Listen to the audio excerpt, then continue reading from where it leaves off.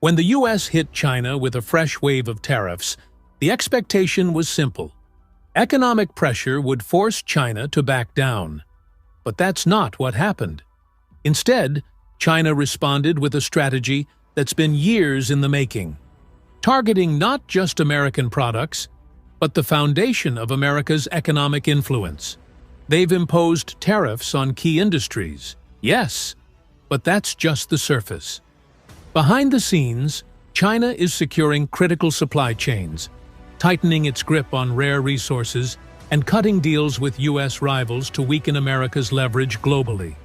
This isn't about immediate retaliation, it's about shifting the balance of power over time. Today, we're breaking it all down. What's happening, why it matters, and how it's changing the world economy. In February 2025, the US set off economic tensions by putting new tariffs on over $60 billion worth of Chinese goods. This wasn't a sudden decision. It was part of Trump's ongoing push to bring back American manufacturing. The new tariffs hit key areas: computer parts, electric vehicle materials, and basic resources needed for modern technology. The goal? To pressure China into changing its trade practices. But the reality? It sparked a response that went far beyond simple trade. While the US framed it as protecting American jobs, China saw it as an attack, not just on its economy, but on its position in the world. China's answer wasn't rushed or emotional. Within days, they announced tariffs targeting $35 billion in American goods, focusing on farming, energy, and cars.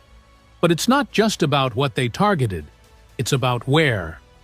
China focused on industries tied to important political regions in the US: soybeans from the Midwest, oil from Texas. This wasn't just about hurting the economy. It was about creating pressure from inside the US, knowing that affected businesses would push back against these policies. But that's just one part. Beyond tariffs, China made new trade deals with countries like Brazil, Russia, and even Mexico, finding new suppliers to reduce their need for American goods. While the US was focused on applying pressure, China was quietly building a new strategy. While most people focused on tariffs, China quietly used one of its strongest economic tools: rare earth minerals. These are needed to make things like smartphones, electric cars, and even military equipment. China controls over 80% of the world's supply. After the new US tariffs, China hinted it might limit the export of these materials to the US. This wasn't just a warning. It was a smart move to put pressure on industries the US depends on for both business and security. Think about trying to build advanced technology without the raw materials needed to make it work. That's the kind of quiet but powerful pressure China is using. Not with loud threats, but with control over the resources the world relies on. China didn't stop with farming products. They went after America's energy industry, adding new taxes on US oil and liquefied natural gas (LNG). This matters because China was one of the biggest buyers of American energy in recent years. The impact was quick. US energy companies lost contracts, shipments were delayed, and profits dropped. At the same time, China shifted its focus, making energy deals with Russia, countries in the Middle East, and boosting its own energy production to rely less on the US. This isn't just a short-term issue. Even if tariffs are removed later, those new energy deals may stay in place. That means lost income and influence for the US in one of the world's biggest markets. While products like steel and soybeans get attention, the real fight is over technology. The US tried to limit China's access to advanced tech, banning the sale of important computer chips and blocking companies like Huawei from doing business with American firms. China's response? Invest heavily in its own technology. The government poured money into making their own computer chips, improving artificial intelligence, and building faster 5G networks, all to reduce the need for US technology. But here's the twist. Instead of slowing China down, these actions may have made them stronger. Chinese tech companies are now creating products that can compete with, or even outperform, American ones. This isn't just a trade fight anymore. It's a race to see who will lead the future of global technology. And China is closing the gap fast. China holds over $800 billion in U.S. government debt. While selling all of it at once would hurt China too, even small changes in how much they buy can shake up the global economy. After the new tariffs, China quietly started buying less U.S. debt. This caused a ripple effect, making it more expensive for the U.S. government to borrow money, which can lead to higher interest rates for things like home loans, car loans, and credit cards. It's a quiet form of economic pressure, but it's very effective. The U.S. relies on countries like China to help finance its debt. If China pulls back even a little, it creates money problems that can't be fixed with tariffs. One of China's smartest moves? Building stronger relationships with other countries. While the U.S. was adding tariffs, China was signing new trade deals with the European Union, Southeast Asian countries, and even closer partnerships with Russia and Latin America. The goal is simple: reduce dependence on the U.S. while expanding China's influence in other markets. This isn't just about avoiding tariffs. It's about creating a global network where the U.S. has less control. For American businesses, this means more than losing Chinese customers. It means facing new competition in markets where the U.S. used to have an advantage. As China strengthens its position around the world, American companies may find it harder to keep up. While the U.S. and China grabbed the headlines, Canada and Mexico were dealing with their own problems. Both were hit with U.S. tariffs, which led them to respond with tariffs of their own. Canada targeted American farm products, while Mexico added taxes on things like steel, pork, and whiskey. But here's where it gets interesting. As tensions grew, both Canada and Mexico started building stronger trade relationships with China. This shift could weaken America's influence right in its own neighborhood, turning former close partners into countries that rely less on the U.S. and more on China. One of the biggest impacts of this trade war isn't just the tariffs. It's how global supply chains are being reshaped. For years, the U.S. and many other countries relied heavily on China for manufacturing. But with rising tariffs and tensions, companies are rethinking that strategy. China saw this coming. They've been investing in countries like Vietnam, Indonesia, and even parts of Africa to create new supply routes that don't depend on U.S. partnerships.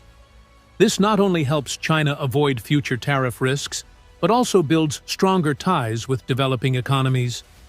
For American companies, this means higher costs to shift production elsewhere and longer timelines to adjust.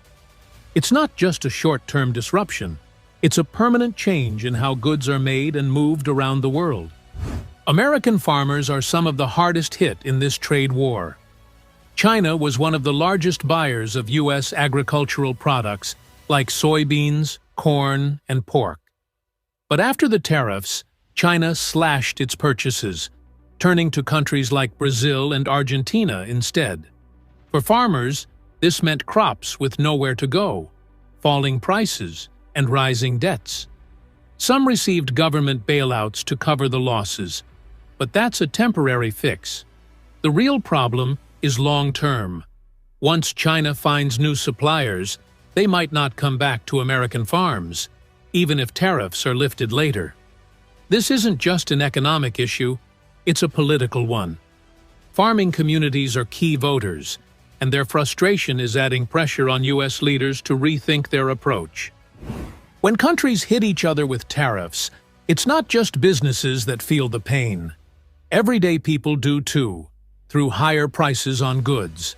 From electronics and clothing to food and household items, the cost of many products has gone up because of the trade war. Businesses facing higher import costs often pass those expenses on to consumers. For example, Smartphones that rely on Chinese-made parts are now more expensive. Groceries that used to come from international suppliers cost more due to tariffs on agricultural products. It's a hidden tax, one that shows up at the checkout line without most people realizing it's connected to global trade tensions. Global markets hate uncertainty, and the US-China trade war has created plenty of it. Every time new tariffs are announced or trade talks break down, stock markets react, sometimes with massive drops. Investors don't just worry about the direct costs of tariffs. They worry about what it means for economic growth, corporate profits, and the stability of global supply chains. Big companies that rely on international trade, like tech giants and car manufacturers, often see their stock prices swing wildly based on the latest trade news. This volatility doesn't just affect Wall Street. It impacts retirement accounts, pensions, and investments for everyday people. A shaky market means more risk and less financial security for millions. While the US and China are at the center of this trade war, the effects are global. Countries that rely on trade with both are feeling the squeeze. For example, Southeast Asian nations are dealing with supply chain disruptions. European companies face higher costs when importing goods tied to US-China trade. Even developing countries that supply raw materials to China are affected when demand drops. This ripple effect means the trade war isn't just a problem for two countries. It's slowing down global economic growth, increasing costs worldwide, and creating uncertainty for businesses and governments everywhere. When two of the world's biggest economies clash, the shockwaves reach every corner of the globe. So, where does this all lead? The truth is, no one knows for sure. Trade wars are easy to start, but hard to end. Even if the US and China reach a new deal, the damage to business relationships, supply chains, and political trust has already been done. China is clearly focused on becoming less dependent on the US, investing in its own industries, building new alliances, and pushing for global leadership in technology and finance. For the US, the challenge is whether it can maintain its economic influence while facing stronger global competition, not just from China, but from the new networks China is building. The big question isn't just about tariffs. It's about what the next phase of US-China relations looks like in a world that's rapidly changing. The US-China trade war goes beyond tariffs. It's shaping the future of the global economy. China isn't reacting randomly. Every move is part of a larger strategy to shift economic power. The real question is, who's setting themselves up to lead in the years ahead? Welcome. If you like the content I produce in this channel, please like, comment, and share. Also, don't forget to subscribe for more news on geopolitics.